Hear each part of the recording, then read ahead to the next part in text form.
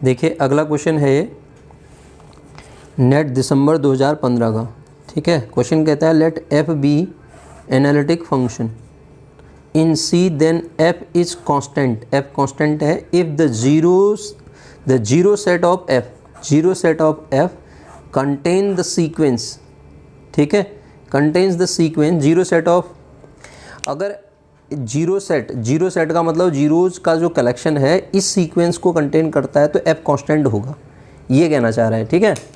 तो ये एक एक करके इसके पार्ट्स को हम सॉल्व करने की कोशिश करते हैं। देखिएगा पहला क्या है, सीक्वेंस क्या दे रखी है, इस सीक्वेंस को क्या कंटेन कर सकता है, a n is equal to 1/n वाली जो सीक्वेंस है। तो हम काम क्या करते हैं, इसका लिमिट पॉइंट निकालते हैं, limit n tends to infinity sequence का, सीक्वेंस तो ए एन ये है तो सीक्वेंस कैसे बनेगी 1/n।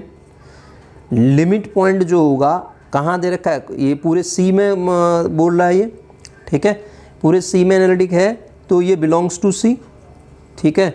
अगर लिमिट पॉइंट जीरोज़ का लिमिट पॉइंट सी में बिलोंग कर गया तो उस फंक्शन को आप एफ को आइडेंटिकली जीरो कह देते हैं। यस, आइडेंटिकली जीरो फंक्शन तो कांस्टेंट होता ही है, देन एफ इज कांस्टेंट, तो यस एफ कांस्टेंट होगा, ठीक है। आइडेंटिकली जीरो फंक्शन को हम कांस्टेंट कह सकते हैं, हमने इससे पहले उसमें भी पढ़ा है, ठीक है। अगला सीक्वेंस क्या कहता है, अगर सीक्वेंस, ये पहला ऑप्शन इसका करेक्ट ऑप्शन हो गया, करेक्ट ऑप्शन, ठीक है। सेकेंड ऑप्शन की अगर हम बात करें उसमें कहता है कि ए एन जो वैल्यू दी है -1 to the power n-1 into 1/n, इसमें भी जब लिमिट पॉइंट निकालेंगे, limit n tends to infinity पे इसका वैल्यू जब निकालोगे ना आप, वैल्यू जीरो इसका लिमिट पॉइंट जीरो ही आएगा, लिमिट an निकालोगे ना जीरो ही आएगा। बिलोंग्स टू सी, ये भी सी में बिलोंग करेगा, बिलोंग्स टू सी मतलब आपके वो डोमेन में बिलोंग करेगा फंक्शन, तो इसका मतलब ये भी f इस केस में आइडेंटिकली जीरो हो गया, f आइडेंटिकली जीरो तो कांस्टेंट हो गया। Option second is also correct option, ठीक है। बात करते हैं थर्ड ऑप्शन की, अब हम थर्ड ऑप्शन को देखते हैं।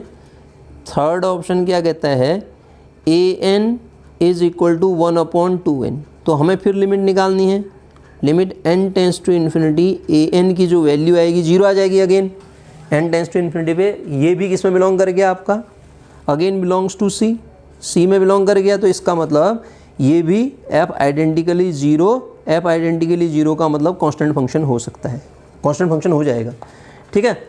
अब जो अगला है उसको देखते हैं, ऑप्शन नंबर 4 क्या है। ऑप्शन नंबर 4 कह रहा है a n is equal to n, पहला तो कह रहा था ये हमने कर दिया, ये भी ट्रू है इसमें, ठीक है ना।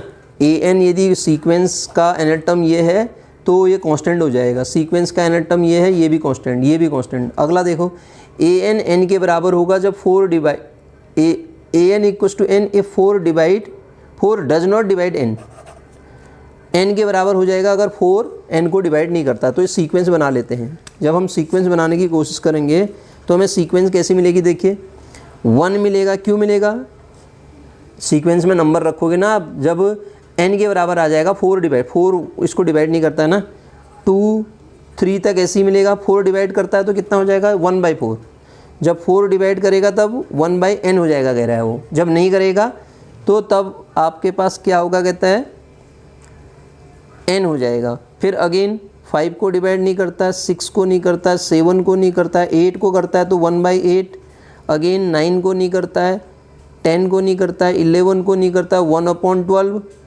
बस आगे को यही बनेगा 1/4, 1/8, 1/12, 1/16 ऐसे आएंगे।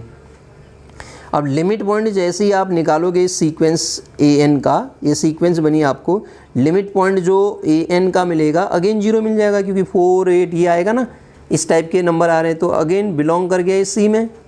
सी में बिलोंग करने का मतलब आप कह देंगे F identically zero, identity theorem है ना, एफ आइडेंटिकली जीरो, तो एफ क्या हो सकता है, हर आइडेंटिकली जीरो फंक्शन को हम कांस्टेंट कह सकते हैं ना, तो ये क्या हो जाएगा, कांस्टेंट हो जाएगा। तो हमारे क्वेश्चन में ये क्वेश्चन ऐसा है जिसके 4 के 4 ऑप्शन क्या हैं, करेक्ट ऑप्शन है, ठीक है।